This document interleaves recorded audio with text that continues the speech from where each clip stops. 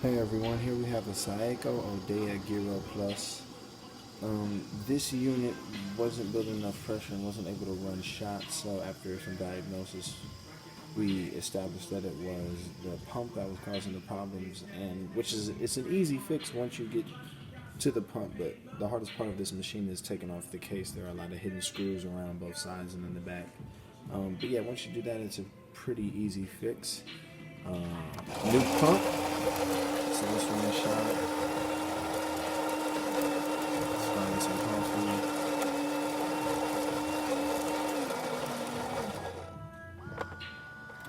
And there's our brew group moving into the right position.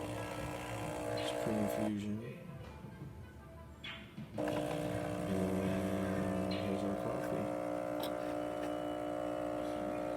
Beautiful, look at that. That's a shot for you. Good camera, really good flow. Quiet machine. And there you have it. Thank you for watching. If you like this video, please give us a thumbs up and subscribe to our YouTube channel for more content like this every day. Thanks.